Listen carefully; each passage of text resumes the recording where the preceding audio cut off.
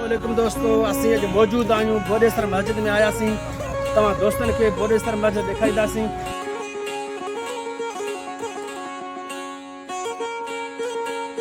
बस तव्हां दोस्त काॾे बि न वञिजो, तव्हां दोस्तनि जो साथ हुजे, इंशाअल्लाह तव्हांखे वधीक ज़ियारतूं कराईंदासीं। माशाअल्लाह छा पसे मंज़र आहे। ऐं हीअ आहे असांजो पिरी प्यारो दोस्त वॉइस ऑफ लेगारी सफ़दर जानी, जेको वीडियो रिकॉर्ड करे रहियो आहे। तव्हां ॾिसी सघो था ही साम्हूं आहे मोर पखी। हिते मोर पखियूं जाम आहिनि माशाअल्लाह। सरसब्ज़ पसे मंज़र आहे बोडेसर मस्जिद जी।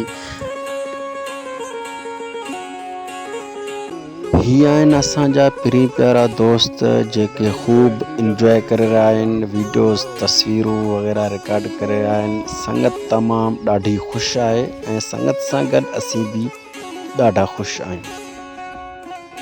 मौजूद आहियूं बोडेसर मस्जिद में। साम्हूं मस्जिद ॾिसो था, अचो तव्हांखे मस्जिद दीदार कराईंदासीं। ऐं हाणे तव्हांखे असीं मस्जिद शरीफ़ जे अंदरि वठी हलंदासीं।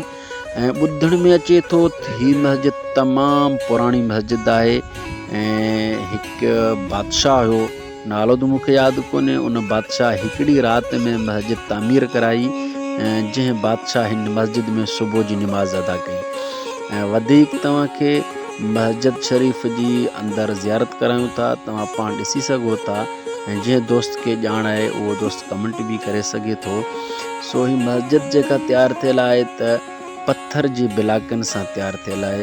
ये तमामु ख़ूबसूरत मस्जिद जी दोस्तो, ही मस्जिद एतिरी त थधी आहे, AC जी त ॻाल्हि ई न कयो। ऐं दिलि निकिरण ते नथी चवे जो ॿाहिरि निकिरिजे।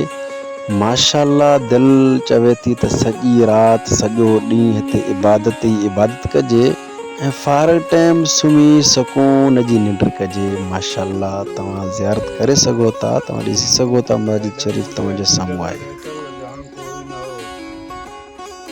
जी दोस्तो, ही आहे मस्जिद शरीफ़ जो ॿाहिरियों हिस्सो। माशाअल्लाह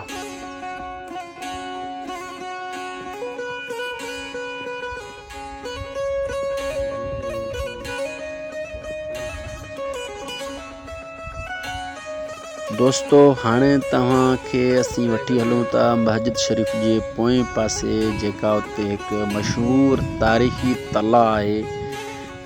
ॿुधण में अचे थो त उन तला खे बि काफ़ी अरसो थियो आहे। वधीक हली पाण तला ॾिसी सघो था।